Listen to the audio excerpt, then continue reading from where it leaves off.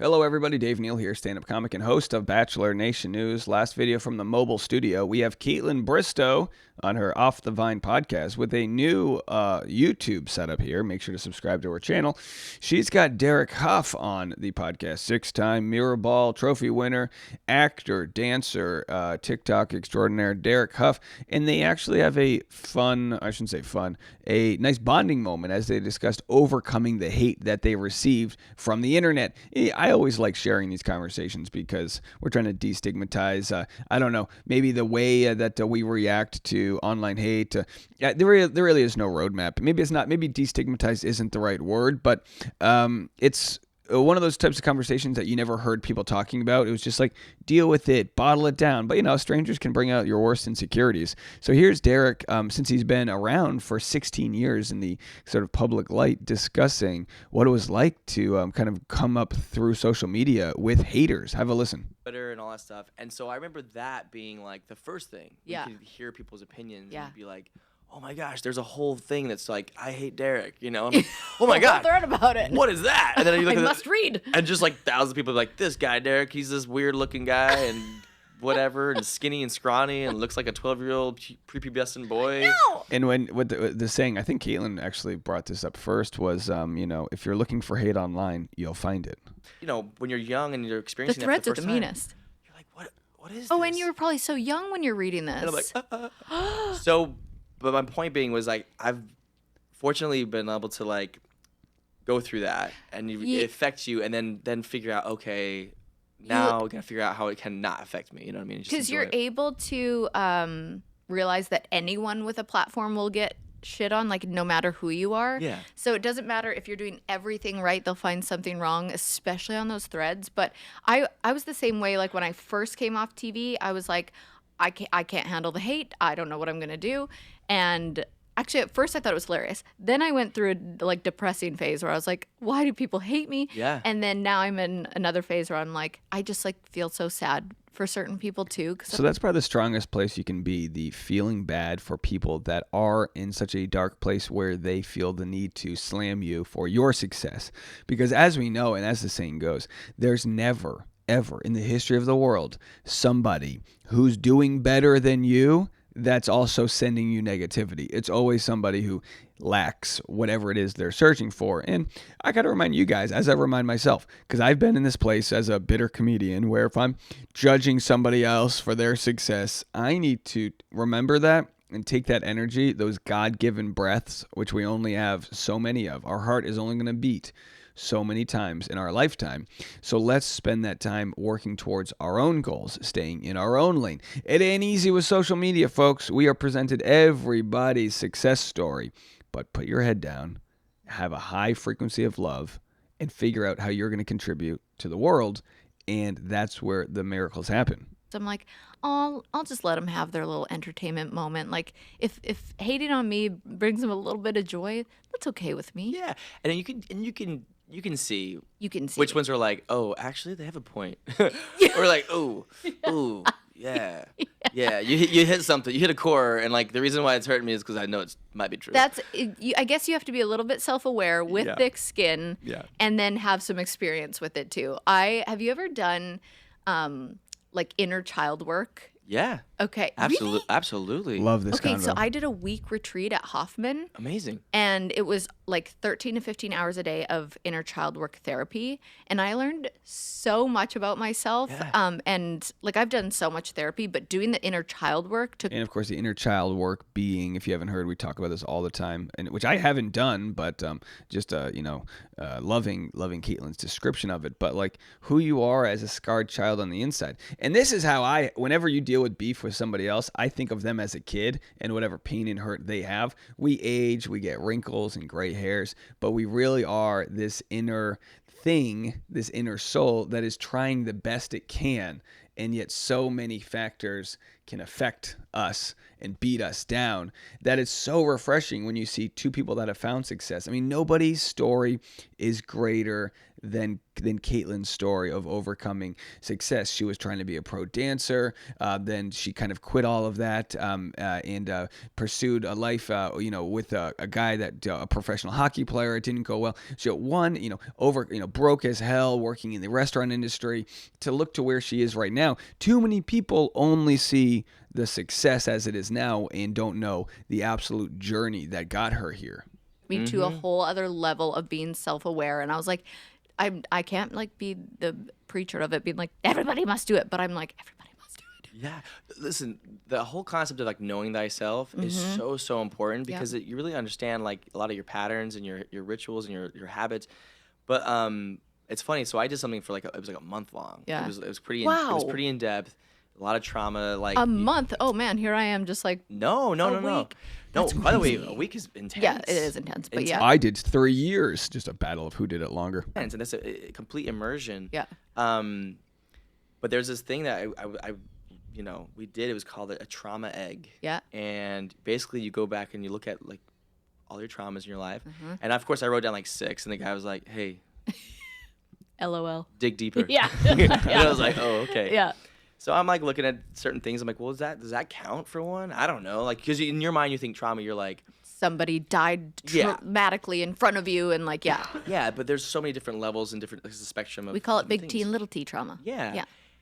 And so I write them all down, and then the exercise, basically what you do is you create these little bubbles, and you do them in order, and you draw pictures. You can't write any words or letters. They have to be pictures of the trauma experience. So, and while you're drawing it, it basically makes you imagine it. Yep. And it really feels real. There's some times where it was like somatic, where I'm like drawing it, and my whole body starts like to experience something. But what was so fascinating about that, when you're talking about learning about yourself and understanding yourself, is after looking at all these pictures, and they're all in this giant poster like this, you basically have this snapshot of all these things that have happened in your life, and then you start to see these repetitions. You go, ooh, this is actually mirroring this, and that's in different stages of your life. Yeah.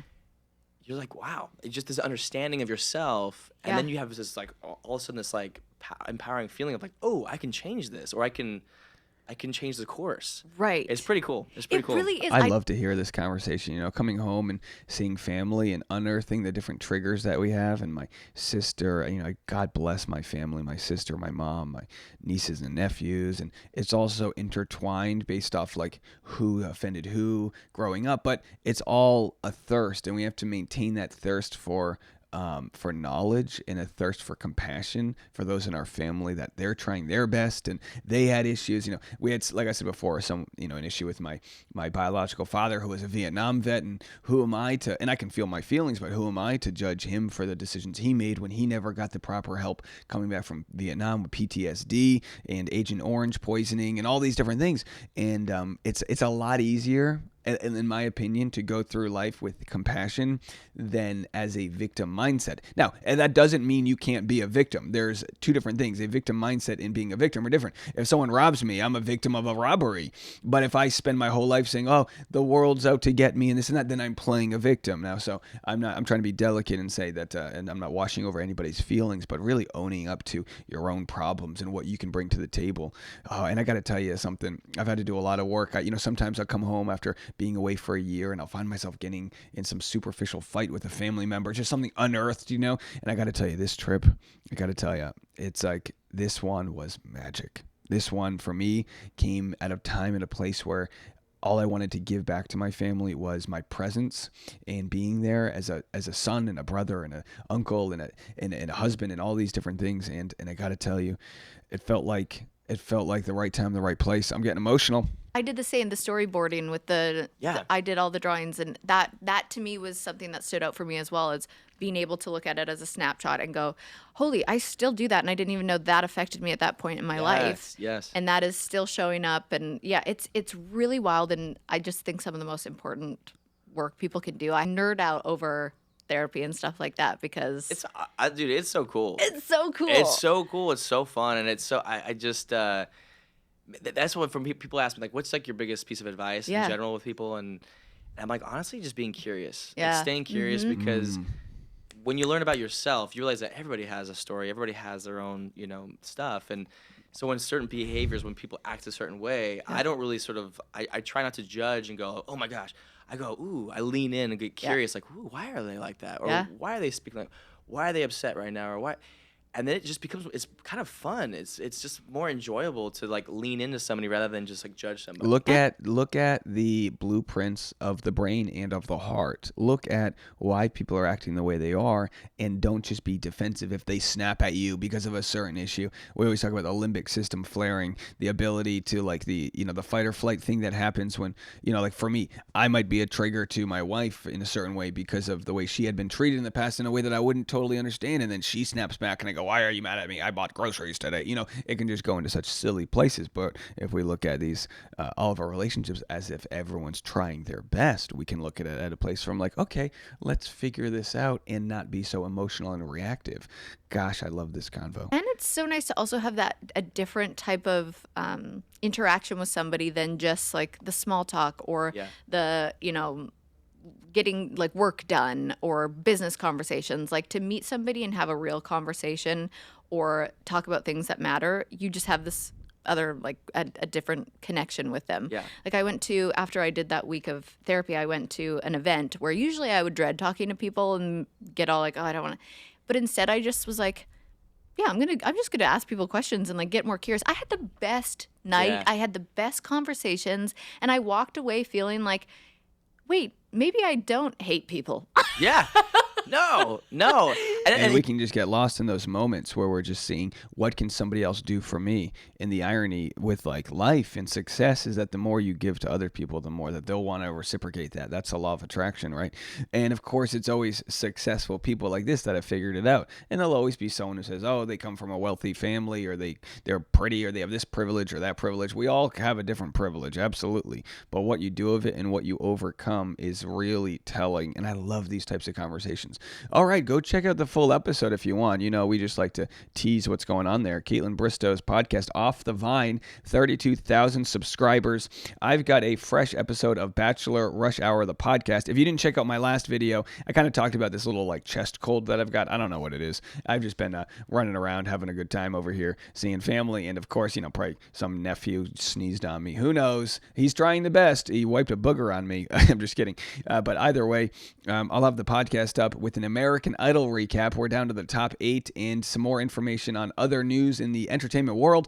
All right, folks, we'll be back. And I'm going to actually go live this morning while I make that podcast. So if you want to check that out, you can check out my live content, patreon.com/Dave Neal. I will have, I will have yesterday's live and today's, which is a way more personal. Oh, and on today's live stream, I will tell you which alumni is reaching out to me to collaborate. And I'll tell you this right now, it'll be very good for our channel. More of that content on the Patreon today, patreon.com/Dave Neal. And we'll talk to you later. Bye, everybody.